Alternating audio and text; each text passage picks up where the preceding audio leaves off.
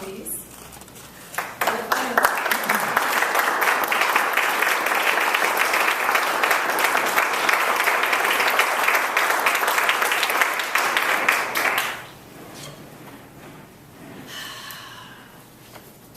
It was just one of those days. You ever wake up in the morning and things aren't clicking for you? You spill coffee on your shirt. You catch all the red lights going to work. And then there's that one thing that just ruins your whole day. Man, I'm Toastmaster. Fellow Toastmasters, non-guests. Not too long ago, I had my one thing. In case you're wondering, it wasn't having to take the prostate exam or going to jury duty. It was being subjected to the modern instrument of torture, the dreaded lie detector machine. Oh yeah. If you've never been hooked up to one of these things, consider yourself lucky. Because as bad as it is, it's the moments before that are even worse. I'll explain. They take you into a room, they hook you up, and they make you wait. And wait, and wait. And the whole time, this bully's looking at you as if to say, I'm gonna get ya. And that's when the anxiety really starts to build. It starts on your toes, and slowly works its way up to your whole body, until you're about to burst. Only thing I can compare it to is having to come up here, give your icebreaker speech, and then suddenly realizing you forgot your notes. Ah! Both experiences lead to therapy. I know the name of a good shrink if you need one. But I'll never forget it. I was stressing out for weeks before I had to take my test. The day finally arrived. When I got to the facility, I found myself walking down a long hallway until I came to a door. There was a sign on the door that read, "Warning, polygraph testing in progress, push button to enter." Warning? Okay, now I'll admit it, that freaked me out. And I thought, I can't do this. But then I thought, Eric, be cool, be calm. You're a Toastmaster. So I walked up to that button in my coolest, calmest, most confident Toastmaster voice. I pushed that button and I said, "I'm here for the polygraph test." Hi, I'm here for the polygraph test. And then he took me in. And I waited and waited and waited.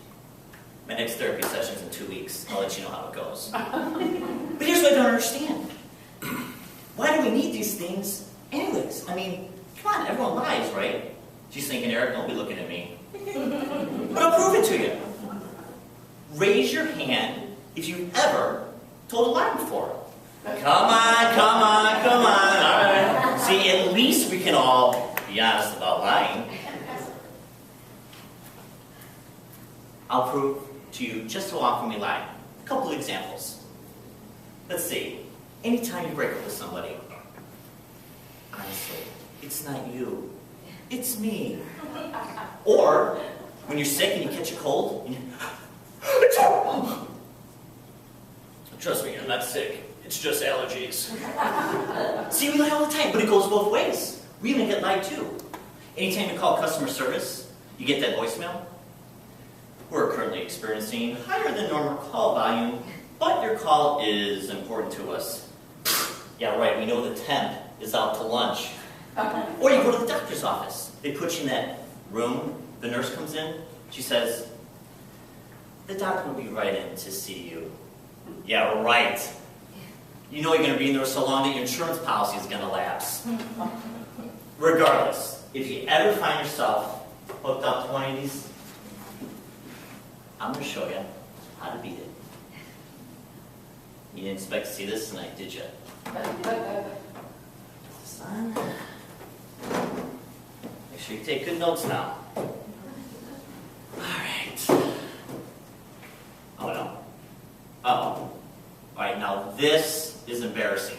It looks like it's malfunction, I'm going to need a volunteer from the audience to come up and help me with this square here. Do we have any volunteers? Please. I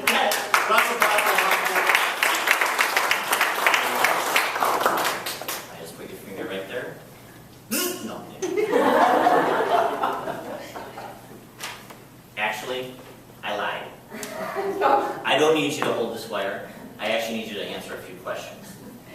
But trust me, it won't hurt a bit. Now you do believe it, don't you? Sure. Okay, now the first two questions is answer honestly. You need to hear this noise.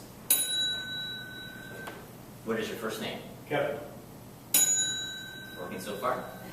And the town that you live in? Libertyville. Okay, so far it's working. Now these, I want you to answer dishonestly, so just say yes. Are you 7 feet tall? Yes. Okay. So far so good. Did you once beat Michael Jordan in a game of one-on-one? Yes. Okay. Now this is the test question. Alright? I want you to answer honestly, no matter how you feel. This is the funniest speech you've ever heard, and I'm going to win this contest. No. It's working, thank you very much. Okay. Appreciate that.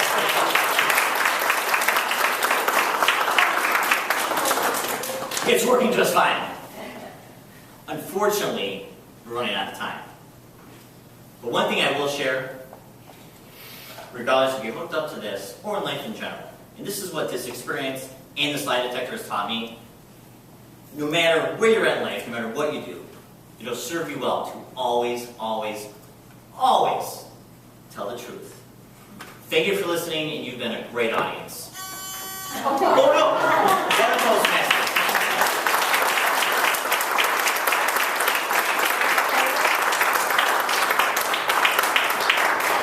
Thank you, Eric. May we now have a minute of silence while the judges mark their ballots.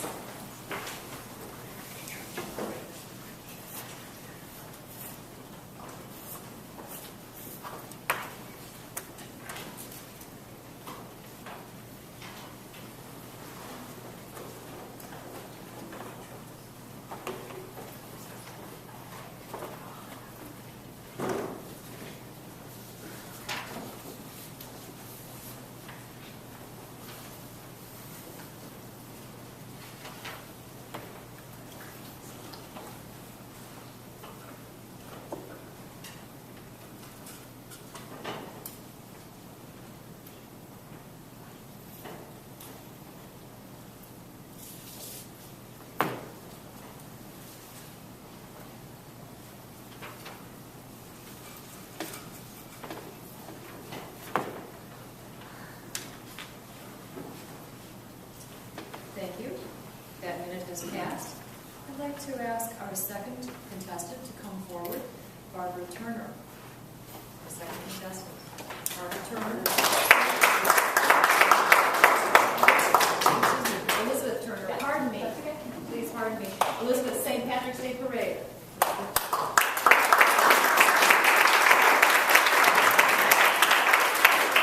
Madam Toastmaster, fellow Toastmasters, and honored guests. St. Patrick's Day, my senior year in high school.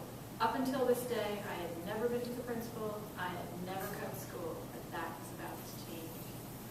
Some friends and I decided we were going to do something crazy for once and go into New York City and watch the parade.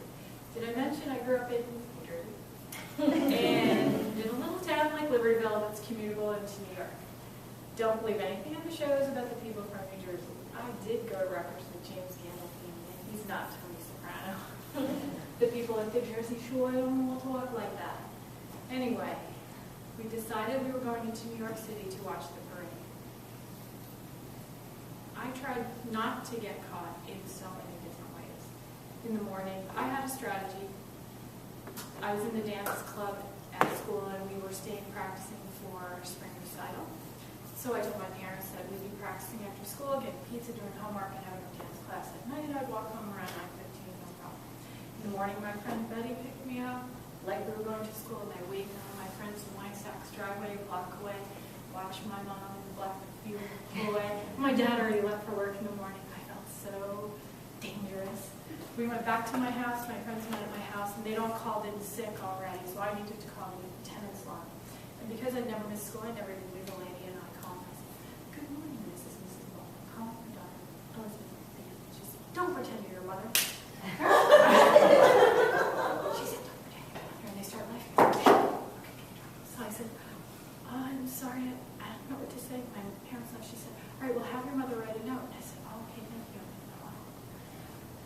broken. Oh, I'm already getting in trouble. I'm going to have this experience. I ripped it up and hid it in my desk upstairs. Went into New York. We were walking up Fifth Avenue, and there are vendors selling all those crazy bright green, crazy things. So my boyfriend bought a green top hat, those cheap little cardboard things. I got a little green princess hat. This comes into play. And a button that said, "Kiss me, I'm Irish." So we're walking up to the parade, and some guy comes up and, "Hey, can I take your picture?" We thought he was a weirdo. The guys were saying, "Oh, get lost, get lost." He showed us his press pass. He's from the New York Post, which is not a very good paper anyway. But we thought, okay, what are the odds? How many millions of people in New York? I probably don't get a paper. He took a picture of Lynn and John. He said, "Do something funny." So my boyfriend Bill tilted me back. I had long hair then, and I was sitting there laughing. So I thought, okay, well, we'll probably not get the paper. Going a little further, all the groups that are in the parade line up on the side streets on the way up at the bottom of Fifth Avenue. The little dancers and the bands and the cops and firemen. And I didn't mention my dad was the chief inspector of Forsyth Police, so he gets to carry the banner with his buddies, and they knew who I was, so I had to avoid that. So we were walking up the street, and my friend Lynn said, "Oh, look, there's a film camera." And I got walked right past the camera. So we went up a few more blocks and saw the police, and I just kind of looked that way. My father and our son, we watched the parade, had a wonderful time.